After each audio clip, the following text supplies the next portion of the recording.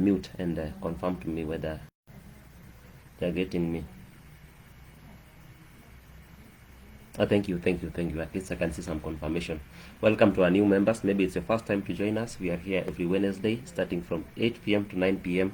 We discuss various issues. We have different guests. We have different facilitators each and every day, every Wednesday. Kindly feel free to join us. We also have our WhatsApp group that we do all the communications, and so for any assistance that you might need, you might be helped through that group. We also have our Facebook page, Facebook group, WhatsApp channel, also our YouTube channel and TikTok account as well. So thank you so much and welcome. So at this moment, I'd like we begin, and I'd like to welcome our speaker, that is Dr. Charles Ouma, who will be taking us through today's topic, that is reproductive health. I believe he'll be at a state of maybe explaining more and making us understand, because I believe that is in his profession. He might be having a deep understanding, and maybe you might be asking yourself, what is reproductive health? Well, join us through this journey and let us understand together. Welcome so much, Charles, so that you can take us through. The floor is yours.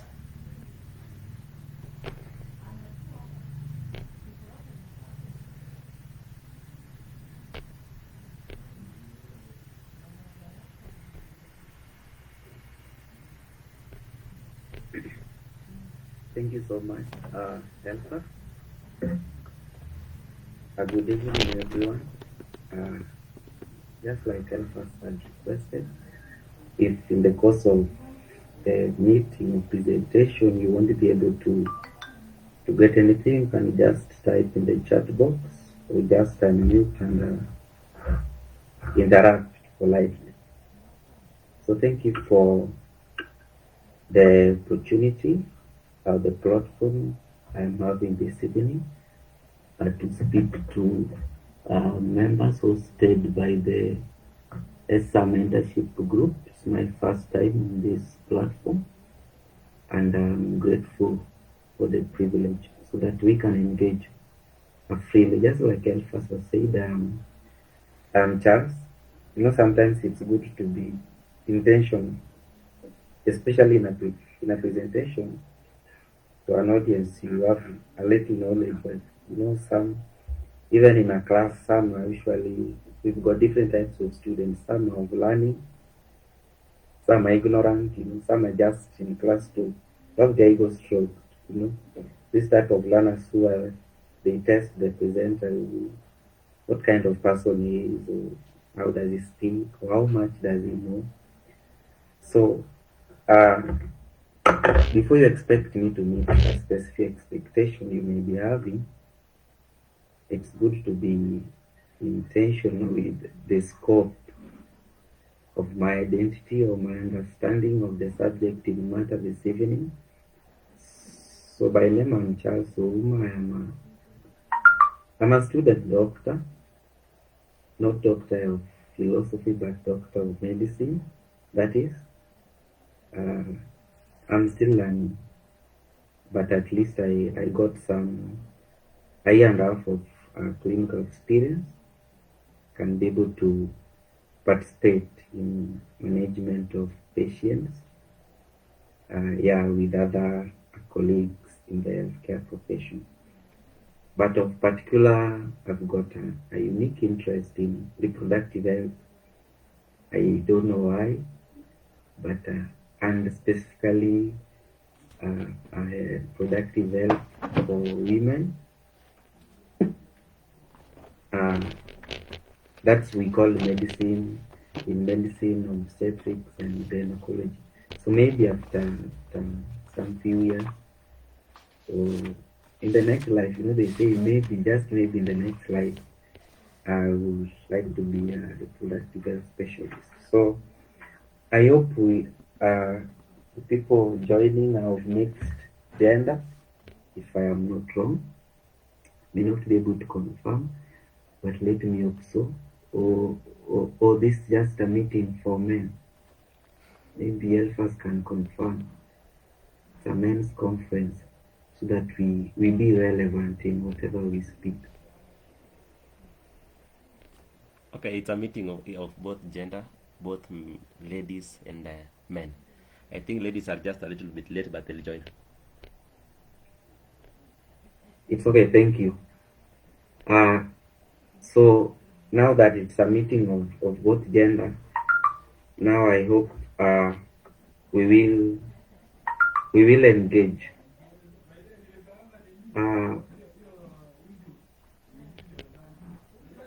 Some people are asking the link for joining, but I don't know they can be helped. Now that I'm presenting, I may not do that work effectively.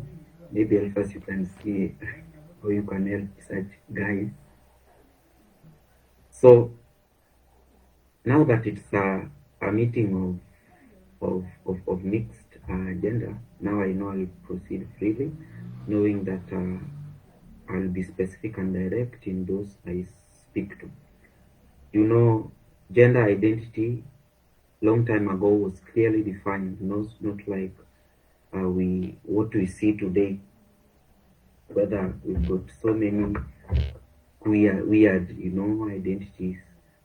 People have lost a sense of identity and direction. So men no longer understand their men, or women don't understand their women. So they come up with terms they coin, the LGBTQ. But this tonight's presentation addresses two genders, male and female. So if you have the other ones, then you can just be a bystander. So I wanted to make a presentation for this night's presentation, but sometimes I hate PowerPoint presentations because even in class, in my studies, I usually don't like presentations because they tend to limit students.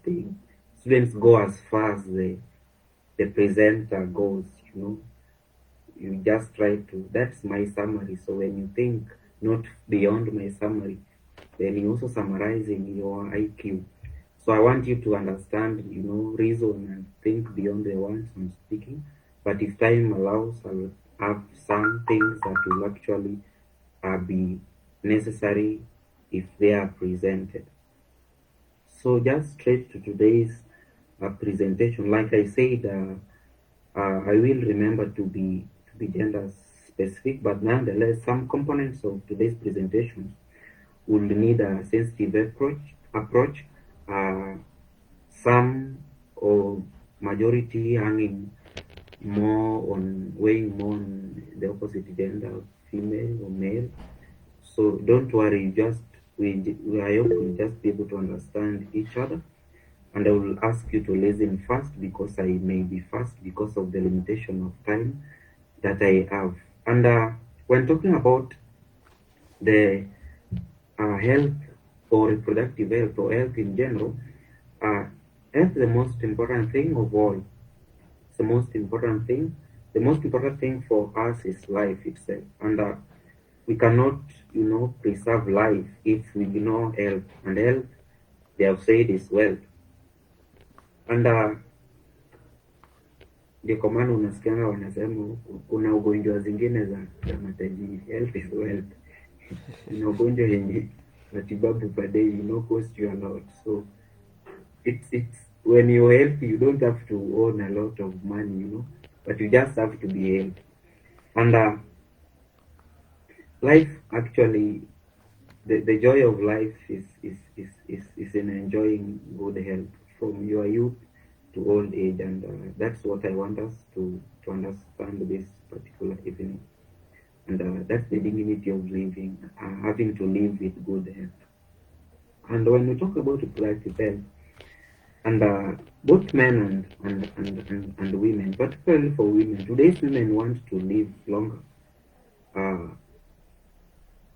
It's in statistics that the lifespan of men are actually shorter than the lifespan of women, and women will want to live longer, and it is imperative for both genders now to understand how we can protect our health, and our subject this evening, reproductive health. So we should be able to learn how to live a second youth. Why do I say a second youth?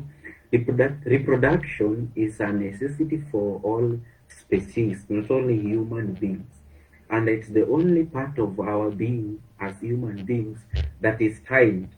We don't reproduce, or we don't have the potential to reproduce or perform, let me say, sexually, because after all, people reproduce sexually.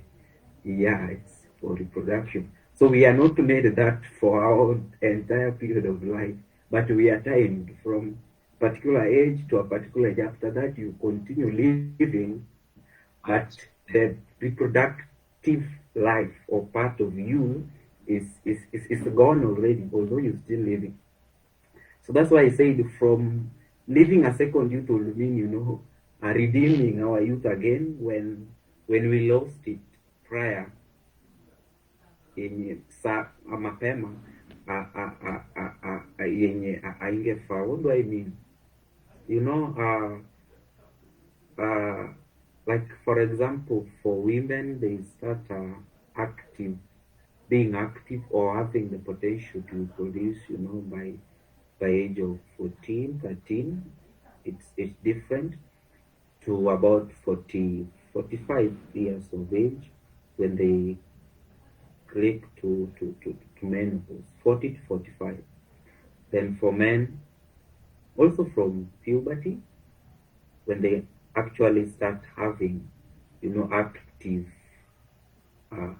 sperm production. Of course, their sperm production, contrary to women, start in the womb, but mature ones, come some period just around early puberty and towards also old age. So our reproductive life or health is timed, and these are vital forces of our body that deserves utmost care if we intend to live and lead good quality life. So in understanding this, it is important that we know it to begin with. We know ourselves. Eh? Ujijue, you know your body. You you know there is a when we get informed, we are able to understand, the essentials, how to prevent decay or how to use something wisely. Like when we don't understand the purpose of something, then abuse is definitely inevitable. So it's good that we get informed about ourselves, our own bodies, and so that we can get to actually use whatever we have judiciously and wisely. And reproduction or reproductive health is just like our sexual life. It's just like, an oil in a lamp or in a lantern that keeps on running continuously until it is eventually depleted. So we have to use it wisely and judiciously so that we don't actually get to run out of time or run out of our prime or our vigor. And there are components in us that actually help us with reproduction. Just to have a backdrop, it's a common knowledge for the masses that we have got our reproductive organs. So don't know how we call it, but our sexual organs, from the brain to down, deep down there to to the chest for women, the breast, which is also in conflict, wanang'ang'ania. We still are not sure whether it's an organ of reproduction. The reproductive health specialists, would want to claim it as theirs, the surgeons as well. But yes, it helps us in reproduction. So from the brain, I said, brain is actually a reproductive organ if you are not aware. And it's one that actually control all other our reproductive organs in the body, and both men and women. But for men, actually, it's different because we've got actually a constant, surge or control of these particular connections from the brain to our reproductive organs. It's constant throughout our lives. It does not tend to change that much, contrary to women who do not merely have the external sexual characteristics different from us, from women, but they also being, part of the human species like us, they are somehow created differently. And they have, all these imprints in them with these all flashes and fluctuations of connections throughout their life. Not actually throughout their life, but it's a cyclical process. Every month, every month, I would say that women will tend to change. That's why, some say women are crazy creatures. They hard to understand. Not crazy so that they're mad, but they are unique and special because, their life actually tend to change monthly. And by saying their life, I mean their reproductive and sexual life, which is very, very important and a powerful tool for their overall health and life. So we have to understand them for us to coexist together as men and women. And they do possess, from the brain to communicating to other parts of the body. I don't want to have some jargon so that others may not understand, but I hope we understanding one another. So the brain will communicate to other organs, also in the brain, to the body, sexual organs, to help us, uh, have a perpetuation of species, that's reproduction. And throughout various stages in our lives, men and women are influenced to a large extent by these streams of connection. Actually, they are hormonal streams, conditioning our every cells of the body for a change or for us to anticipate a change. As I say, particularly women are mostly the majority of victims here, and that's why I say it in reproductive health. Or maybe I am interested in their health as in a larger proportion compared to men. So women and all of us possess a strength, but particularly women, associated with some these biological events in their life, and they represent an all-encompassing emotional experience. It is precisely this remarkable hormonal fluctuations, so this development in their lives monthly, and as men, I say it's constant throughout the times, that makes them, extremely resilient to some things in life, from diseases to other emotional stuff, and are also vulnerable to others. You know, somebody have said women or ladies are emotional beings, or they are weaker vessels, and that's true. They keep changing every time. Not every time, in fact, every month, and to be able to harmonize their own body and even their mind with all these variations, imposes on them from within and from without, makes them important, creatures and beings in the world. And so, men, we have to understand them. Or if you are a woman, you've got to love them. They are special. So, for you to love them, you have got to understand them and make them feel not only as objects but subjects of understanding and learning, as well as men. Not to say that the men are to be left aside, but I said we coexist and we have special changes independent that we depend on others actually to coexist codependently successfully. We need them and they need us. And because of these special changes, we do respond differently to some insults and of particular as far as reproductive health is concerned. For example, some of the few things that actually will affect our health or reproductive health, like socially, maybe our social interactions, our mental health. Men, for example, will actually handle or be resilient to stress a little more than ladies. And these two actually affect our reproductive health and sex health. For example, the rate at which men will be affected by mental health issues is different from women. And uh, to pick one example, let me take being sexually incompetent. Let me give it that term. Okay. Being sexually incompetent, like when you just go through some cycles of depression or anxiety, it makes you be useless sexually, and ladies as well. But the response of both the genders actually are different. Talk about drugs, the same amount of alcohol that a man will take, maybe let me say a glass, half a glass. If a lady will take the same amount, then it will affect the lady more than it will affect the man because of how their bodies are actually coined and different. And these are some of the things that actually makes or affect us,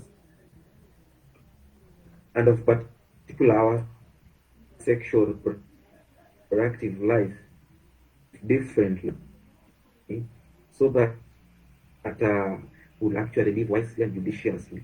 For example, again in drugs, uh, these drugs of abuse, alcohol, tobacco, or marijuana, name them. Some of the people who actually most are severely victimized by this actually do poorly as far as reproduction is concerned, particularly men. Uh, Men who are actually heavy drinkers, they actually are losing their sexual life or health or reproduction, and women as well. In fact, women ought to be careful. I've I've I've never actually seen a lady who's drunk. I don't know what time of the night they do drink, but some of the behaviors that we too indulge in affect us differently. And for ladies, sometimes it will stay within us so that it affects those that even we give or bring to the world, like alcohol or tobacco, will affect our children. And so by affecting our children or a part of us, it means they had affected part of our reproduction. And so everyone wants to be healthy, but there is no magic or formula that will guarantee good health for us. You know, tumeambiwa an apple a day keep the doctor away, but we also want the jobs. We can't afford to be jobless. But as men and women, our hormonal makeup actually, particularly for uh, serves as an important object in us for good health or for bad health. Health is a choice, and as well as reproduction. These things shouldn't be happening by chance. And I know I'm talking to majority of us young people. We are living an age. Long time ago, before, let me take maybe 50 years ago, long time ago, gender roles and gender identity, like I said before, were well defined, leave alone so many genders, like I said, we have come up with today. And so, because of this well defined gender roles, like a man knows he's a man and knows that the lady expects her to perform as a man, and the lady as well know that a man is a man, and there's some a symbiotic relationship between the two. And so, because of this, social relations between both men and women were very, very, very, very easy. And of particular, relating to our, tonight's subject, reproductive health, sexual relations were actually very, very easy. Women were seen as nothing but a sexual object, to your surprise. And it was okay with them. They could identify with that. And in fact, being able to give birth to many children as life will allow them to, being able to sire so many children was a basis of pride for them. And their fertility was actually determined by the number of children they have or they have given birth to. And they had nothing, or we had things that we now call, birth control methods or reproductive or contraception, that we actually are very, very much familiar to and we will be. So their work was to give birth. They will stay at home, give birth. Other things that, will give you a bonus points and perhaps added you a little, of respect to maybe if you are hardworking, now you will be called a hardworking woman. But your primary work was actually to give birth. And men as well had their distinct gender, roles. For example, men actually, they were to go and work and provide for the woman in exchange of something. They actually needed sex for their survival. And They will spend their all day working hard as long as at night, ladies, you give them sex. That was a long time ago. So their basic, conception of manhood and womanhood was clear. Being able to give children and being able to provide everything that the other person needed. And a man didn't have to wonder whether he or his wife, will stay home or raise children. Roles were less, complicated because they were predetermined by biology. And by saying biology, I mean their sexual orientation and identity. So I think from that point of living long time ago, you can join me in the understanding that life those days was straightforward. And so, in a sense, that relationships were less complicated, leave alone the disruptions that we have today. Men and women are losing their identity, and that's their sexual identity, integrity as well. Men are confused. Are they still men? And I think this is the reason why we have other genders zimekuja hapa juzi juzi na LGBTQ, because people no longer can't understand where they can actually fall or belong. Am I a man? Because we are competing unfavorably, unhealthy competition. I've heard somebody say that, women, what women used to do, women can now do better. Women can provide and bring food, money. And even when it comes to reproductive health, when it's a sex, like I said, sex was a need for man long time ago. But nowadays, they are competing against, electric men. Men are competing. Women have, everyone has come up with their own ways of eliminating the other person. We've got all sex toys, so vibrators, and these are things that men are competing with, and women as well.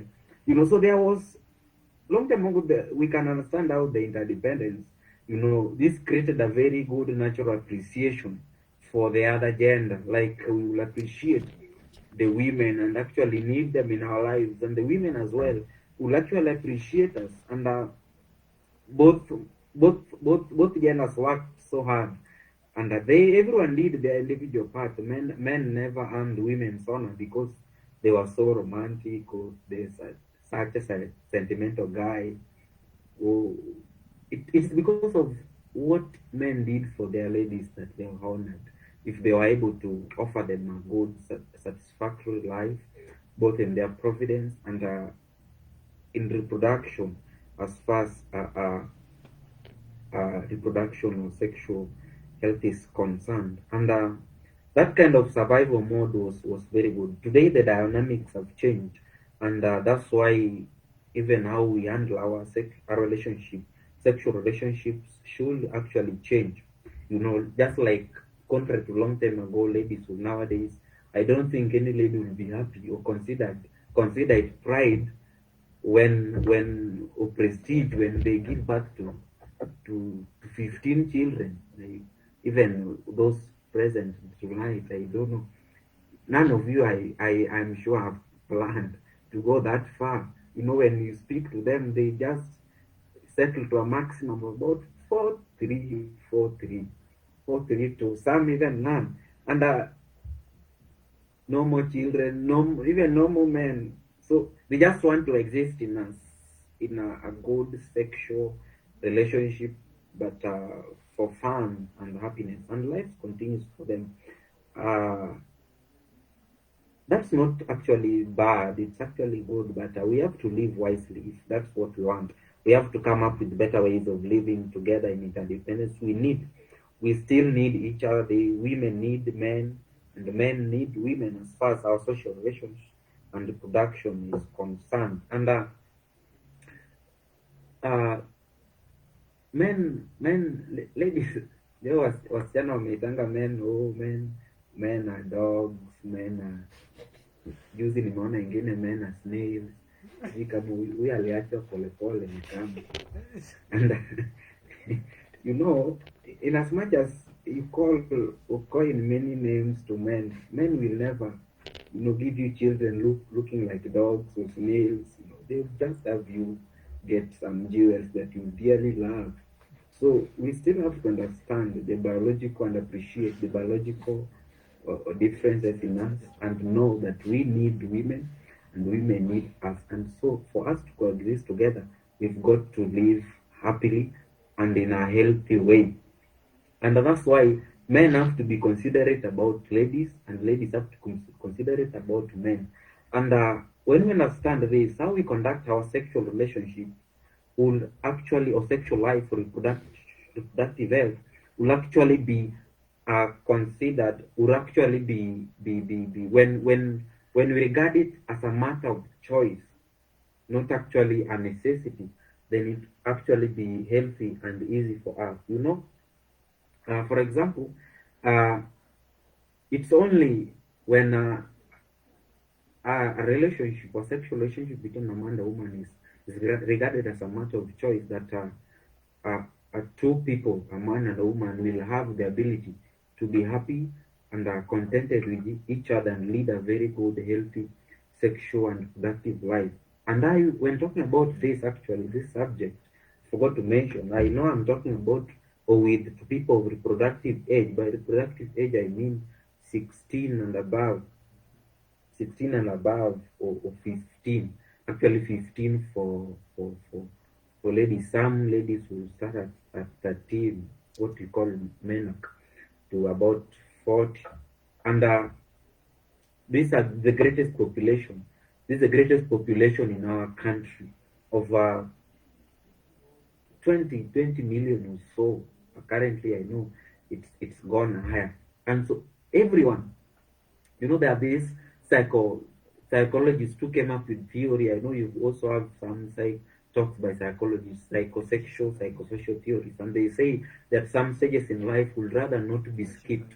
And some of these are sexual stages. So one beckoned by Erikson or Fred, not Erikson, psychosexual stages of development. And because of this, unapata, as early as early teen, 13, 14 years, we are obsessed by love or sexual relationships. So a 13-year-old is looking for true love. Long time ago, 13-year-olds was wondering why the moon keeps following them. But today, 13-year-olds are. So if we regard actually our social sexual relationships as a matter of choice other than need, then we'll actually lead good, healthy or lifestyle.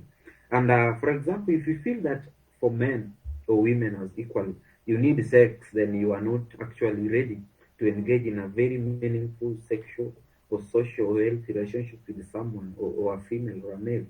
And that's why we have so many problems today.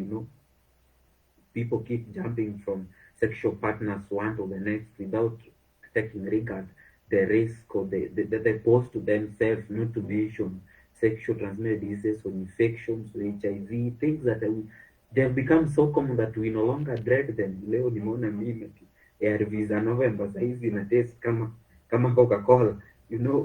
They have become common to us because our lifestyle.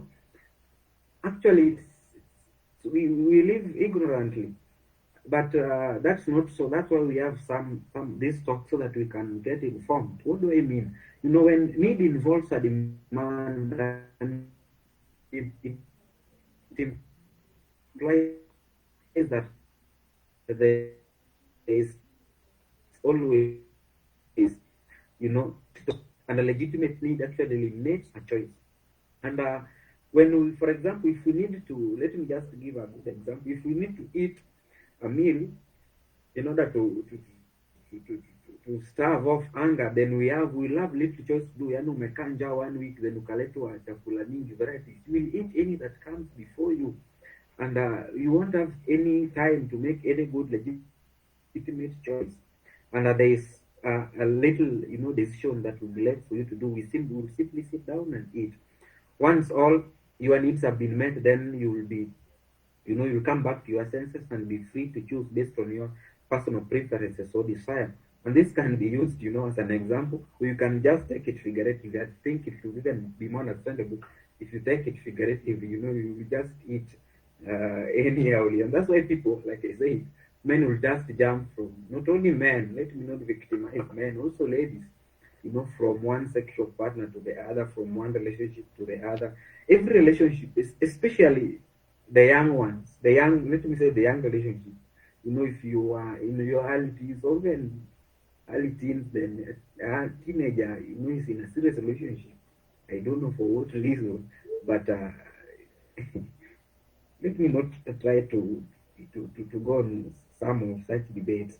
But what am I trying to say? We are actually living in a time there where we should actually, whatever decisions we make, especially regarding our sexual relationship, should actually be motivated by legitimate choices we make. When we care about one another, both men and women, then we'll actually coexist and do each other favor. And like for example, let me take an example where two young people in a relationship, or they are dating, then they are careless. Let me use the term careless. They don't have, or they have less regard for each other. They are less informed. Then they meet the unexpected. Things happen by chance, like maybe a lady gets pregnant, or they contract some serious debilitating illness, maybe HIV or a serious STD.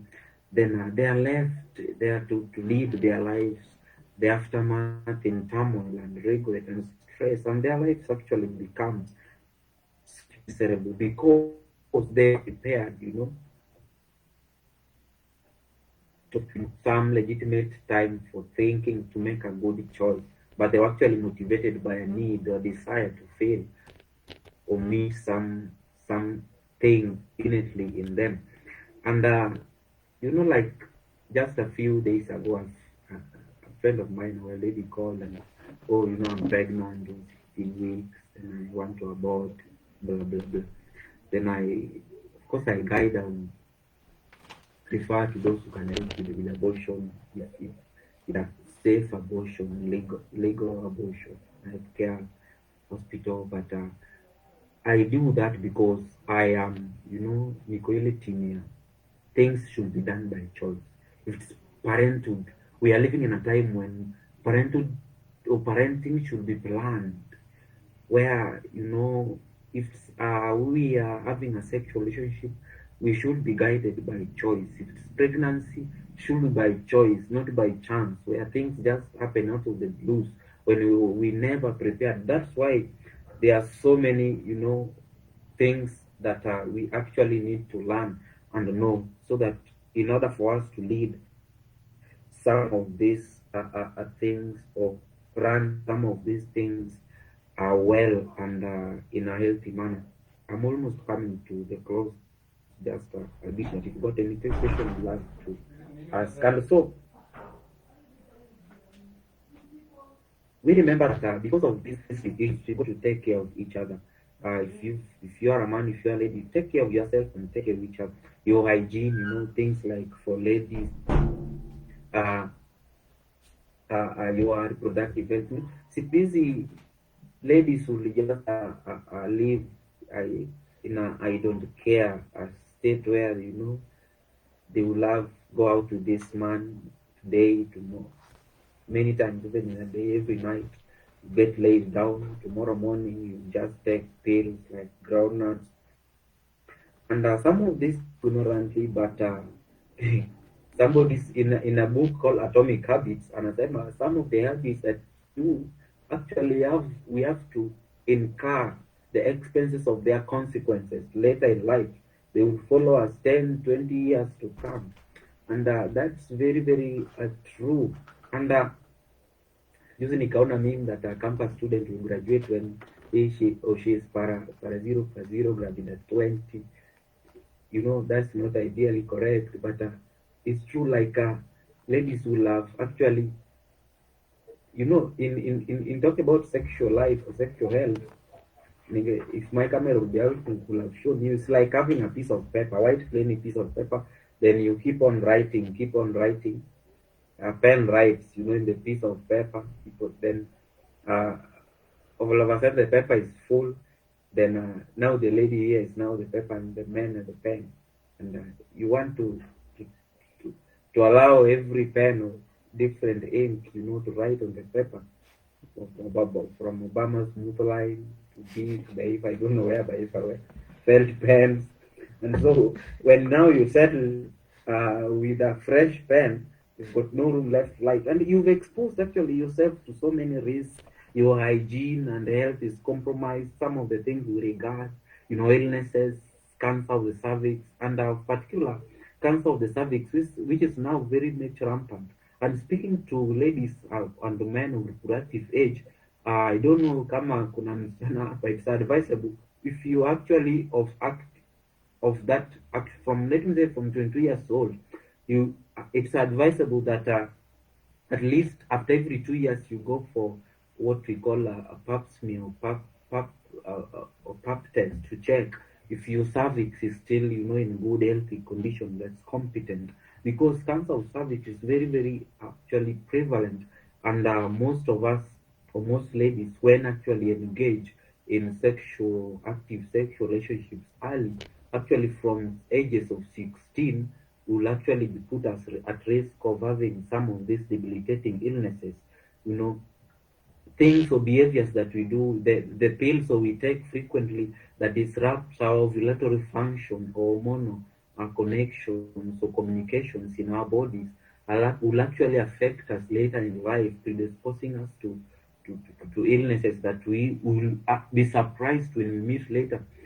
Cancer of the ovary, cancer of the breast, and very young women have actually seen some in the hospital who come miserable because they can't believe it's them at this young age, forced to meet the reality that they have had this problem because of an indulgence and behavior that they actually indulged in when they were young, or when they're leading a sexual or in a sexual relationship. And actually, also for men, men behaviors, drugs, alcohol, tobacco, things that we do engage that actually endanger our sexual health and sexual life. For example, like I said, alcoholics or those who actually are smokers, these things impair and infect our sexual performance, bring us down to suffering sexual disorders like premature ejaculation, ejaculation dysfunction. Then we tend to now live a lead a disorganized sexual life, because no one will want to live with you if you can't actually, codependently lead a satisfactorily dependent life. Women, then your wife no longer needs you. Then they walk away. Such things affect young men. I've seen them now, they left with mental health issues, stressed, you know particularly the area where now I am, kuna hii, they use this drug called miraa sana sana, mingi sana. And miraa, actually, men in this area have statistics that is that they actually perform poorly as far as their sexual health is concerned because of this particular drug that they use. Some have seen just have, what we call this, spermatorrhea. You just a man and you are loose. Your strength is weak. I hope you understand me. Your manhood can't be strong enough to stand for itself. So you just keep on losing and ruling, even ruling sperms without any, external or actual or drive. Such illnesses we are predisposed to because of the behaviors or the things that we do as men. And for ladies as well, when we speak now of our menstrual health or menstrual hygiene, things that we do actually, the hallmark of a woman's health is actually their menstrual health or menstrual hygiene. Things that are, whenever you realize any slight changes with your menstrual cycle, menstrual processes, then you should actually raise an alarm, because that's the hallmark of your well-being as a lady. And many of you are predisposed to so many health hazards or risk when you don't actually take care of yourself during this critical or every cycle of the month. Diseases like endometriosis, like the when you actually menstruating for ladies, you've got to maintain a specific level of hygiene. There are specific pants you should be wearing. You advise to avoid this, tight whatever pants with panty lines that you like. Have something that's good absorbent material, some soft high waist, cotton panties. so that you know when you've got that menstrual blood flowing and sticks with you for a long time, the tissues there that are still fresh will predispose you to having endometriosis. When they get lodged to other ectopic areas of your body, most commonly the external, parts of your down there, you understand me? So every bit of your every facet of your reproductive part is very, very important to your well-being for both men and women. And lastly, if we are told to lead, a healthy lifestyle, a healthy sexual relationship, a healthy reproductive life as young men, as young women, nowadays we live in a time when, uh, women, I say that they are timed creatures. I'm almost finishing up. They are timed creatures, and they will actually tend. Women have wakonuta tabia. They will postpone childbearing to a later date, and wengi wanaanza they want to settle now from 30s, from late 28s to 30s. But let me tell you, women, time is your enemy, contrary to us men.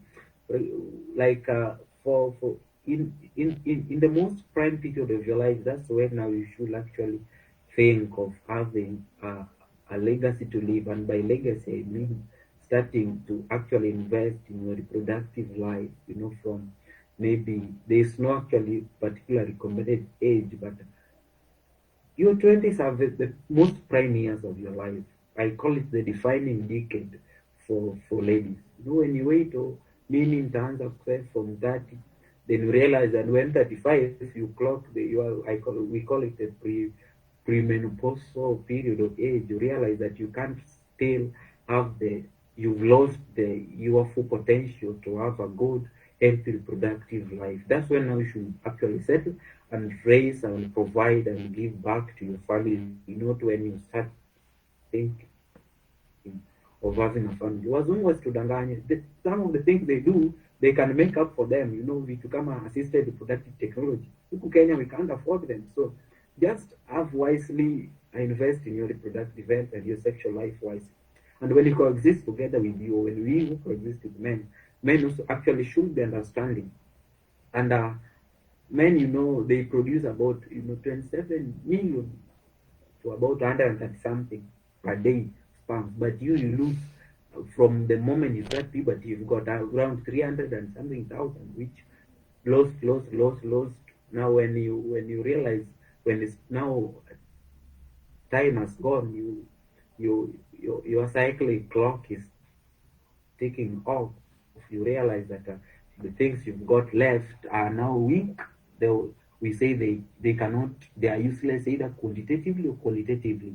We call that, things like some low ovarian reserves and the rest. So we need and each other when we live together for us to lead a very good lifestyle or sexual relationship.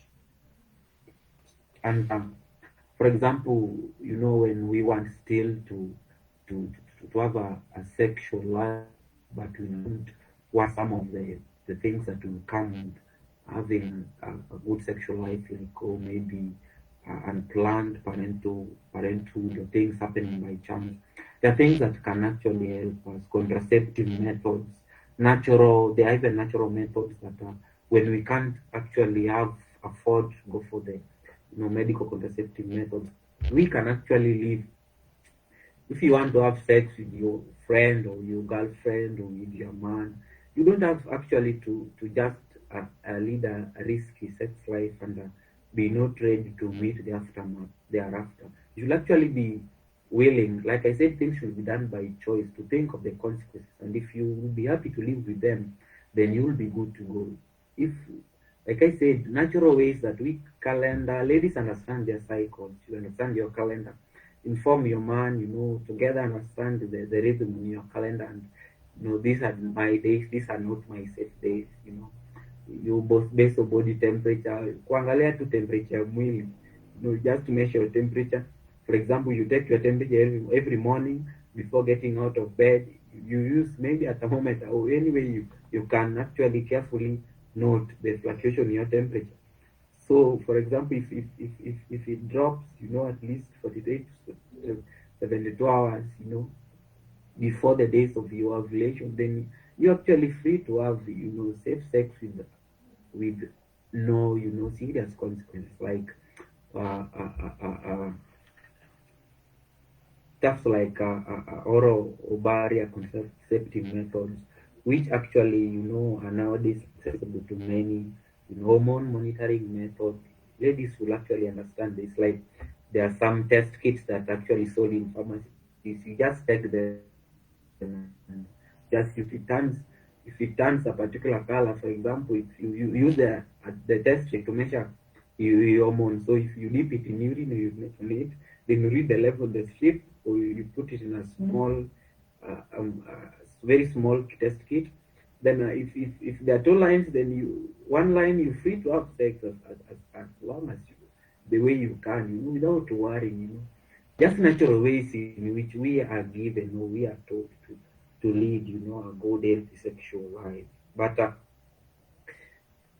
abstinence, the best that I will actually advise. But anyway, we need actually to be aware, very acutely aware of how sexual is very important to us. So many things at times we hindrance to handle or to manage, but I just hope you've got then the backdrop of how important sexual relations and sexual health are very, very important to us. That's the very vital force of it. And if you don't believe me, when it will really hit you hard when you are in your prime, you're ready now to settle and maybe reproduce, but you can't. You've lost your vitality, you've lost your potential, you've lost your energy, your strength. Then you lead the rest of your life stressed, and you lead a miserable life, both for both genders, both for men and ladies and women. When you are a man at 25, you start battling with, premature ejaculation, erectile dysfunction because of the behaviors you lead, you know, frequent sexual encounters, masturbation, drug abuse, consumption, and ladies as well, some, reproductive health issues because of, the behaviors we indulge in, then it's really become debilitating for us. So it's very good that we keep this vital component of our lives intact and actually use it when it's actually necessary. Like I said, it is time. It's the only part of us that we live with for a period and for a season. So when it is due, we use it, then let us use it judiciously and wisely. Otherwise, I just hope mine was just to give us help us understand or at least be informed about how important reproductive health and sexuality is very, very good and important for us if we understand.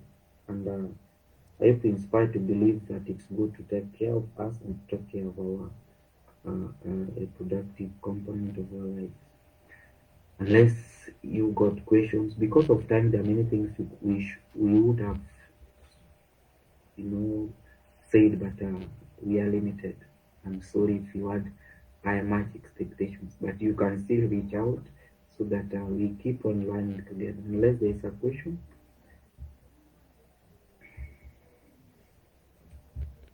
Any question now as far as matters reproduction or sexual health is concerned?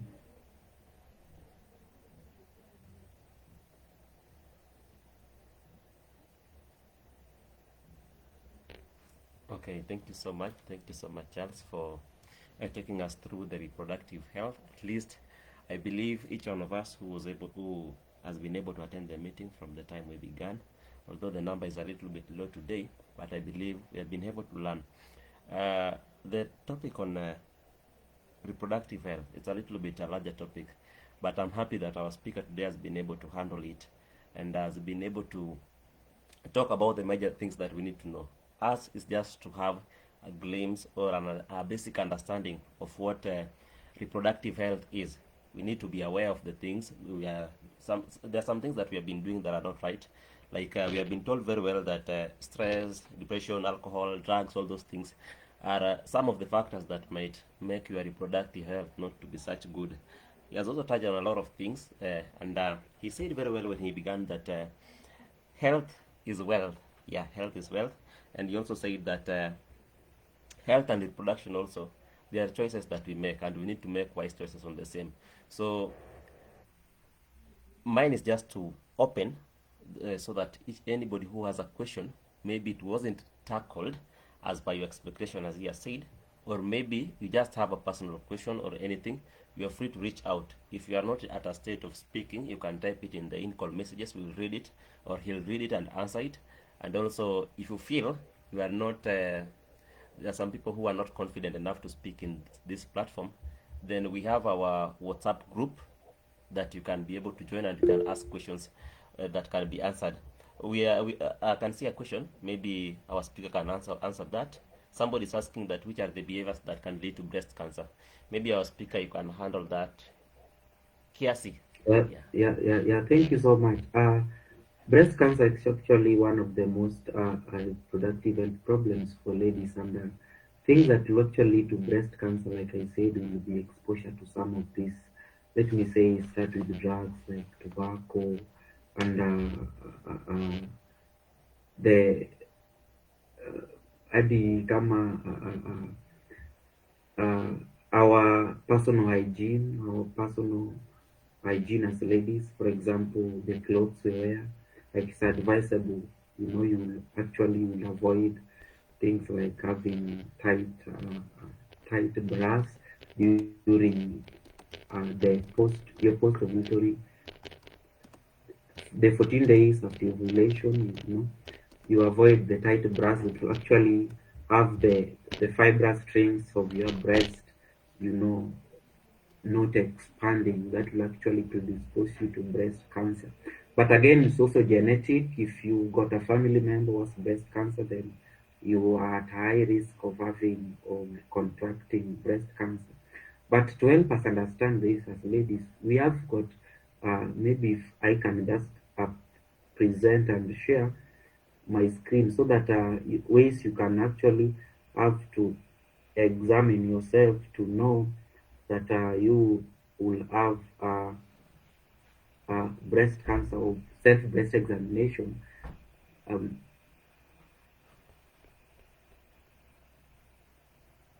I hope you can see my screen.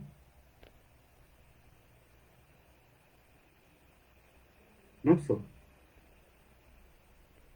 Elfas, can you confirm if my screen is visible? Yeah, your screen is visible. Yeah, now like this, if you are a lady, it's high time you actually start doing this. Like, you inspect your breast. You don't allow the man to do it for you. I know breasts are sexual objects, and actually they are meant for men. Even the Bible says, let your breast satisfy him. But you should start doing this for yourself. Stand just a mirror, relax, observe your breast, know yourself. Like I said as I begin, look for any abnormal changes or contours, and sorry. After that, you can actually just cyclically, try to palpate or touch your breast. Sorry about that. And in a clockwise from outside to inward. Try to feel if there's any lumps. Also, when you lie down, try to feel if you can actually feel any hardening or sweating or swelling.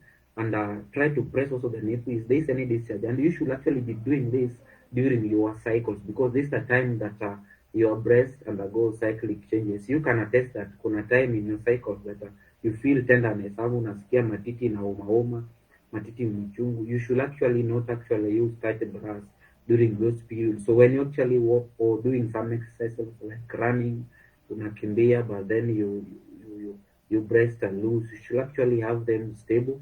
And there are many clothes that are fitting for breast nowadays to protect us from such.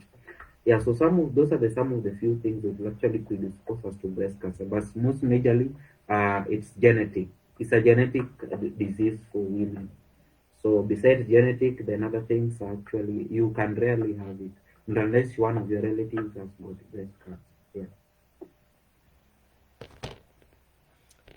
Thank you so much. Thank you so much for that explanation. Prostate cancer and sex. No, there's no relationship between prostate cancer. Not that there's no relationship. Prostate cancer affect our sexual performance. For example, when the prostate is enlarged, as it is growing, it gives us so many sexual dysfunction as men, and ejaculation or absence of ejaculation or retrograde ejaculation. We're not able to let the ejaculate out, but it doesn't actually affect our sexual drive. That's our sexual libido to some extent. People with prostate cancer, some of them will actually still have their sexual drive with them, but their fertility is actually affected because the prostate actually helps us so much in nourishing some of the things that actually keeps the sperm healthy and active. And actually for men, things that affect our fertility ni vitu ndogo ndogo. For example, occupational risk kama sana watu wa boda, watu wanaisha boda. Some of these things, statistics that some of them are poor, they have got some high chances of being infertile. Wanakaa hapo tanki ya boda iko na joto mingi, but the the temperature of the testicles actually 6 to 8 degrees cooler than temperature of the body. So it needs a cooler environment. So when exposed to heat constantly, they are predisposed to such things. I've got a colleague and a friend a friend, not a colleague, who had some fertility issues. Actually, he had a testicular torsion because sasa yeye alikuwa anaendesha bike sana, then the seat na keep on kujigonga gonga kwa ile kiti, then the testicular veins, they twist and turn around each other, and that's how his fertility was lost. So many things, little things affect us as men, but prostate cancer actually doesn't affect the sex drive. It only affects our fertility. We call them post testicular factors that affects our fertility. In a block the release of sperms. Yes.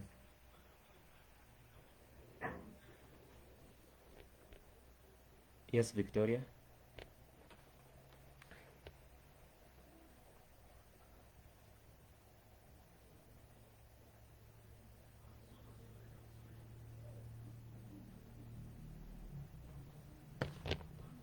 Victoria Upua, I can see you have raised your hand. I don't know whether you have a question.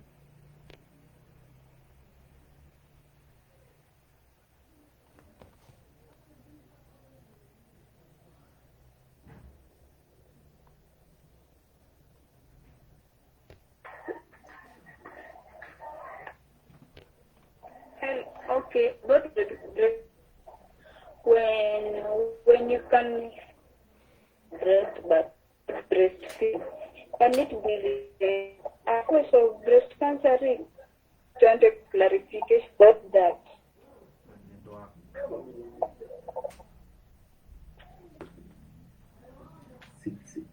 Sijasikia swali vizuri, hebu help us, maybe kama umesikia unisaidie. I think she's having problem networks. I can see she has even left. I think he said something to do with breastfeeding and breast cancer. But, breastfeeding doesn't cause breast cancer, but there's something associated with breastfeeding. I call it galactorrhea, and they give us some benign diseases of the breast, but not cancer. Some benign growths too, but that wouldn't be considered cancer, but not often. So breastfeeding doesn't cause cancer. But some behaviors like use of so many contraceptive pills and